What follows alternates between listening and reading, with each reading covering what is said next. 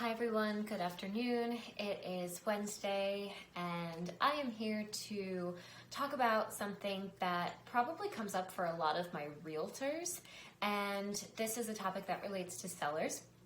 Sellers always want to know what they're going to net after they close. They want to know how much money that they are going to walk away with, and so I'm bringing this video to you to help you calculate what your seller is going to walk away with so that you can at least estimate for them what they will get at closing. Now, there's one big item that is always missed, and I don't know how many realtors have this discussion with the sellers that they work with. I know that sometimes they do, sometimes they don't. They leave it to the attorney. But one big thing that's always missed, and that is a surprise to clients when I speak to them when they're in my office, is the realty transfer tax. So in New Jersey, there is a tax that's imposed on sellers when you sell property, and it's called the realty transfer tax. I'm going to drop a link to how to calculate the realty transfer tax. You can get it online. You can put in the purchase price, get that realty transfer tax, and usually when clients have in their mind a figure of what they're going to get at the closing, they are missing that realty transfer tax, and whenever I go over the numbers with them and we point to that, that's where the figures are missing from. So that's a big one that you're going to want to let your sellers know about, and you can impress them by having that knowledge up front.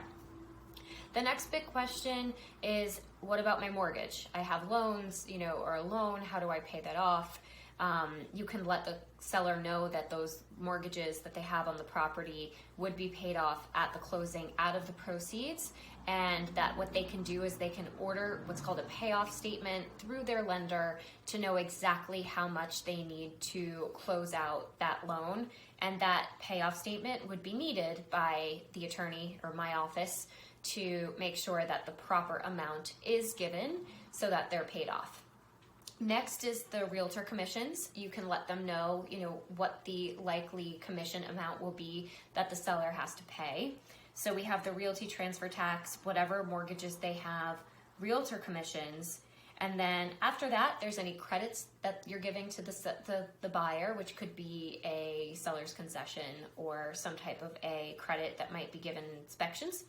Of course, if you're not in a contract yet, you wouldn't really know those details. You'll also have any attorney's fees, that gets included. Any fees for discharging mortgages or recording any documents, which are usually under $100.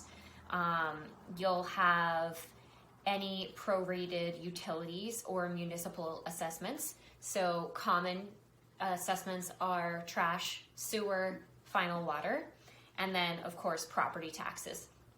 So all of those items would get prorated as of the date of closing.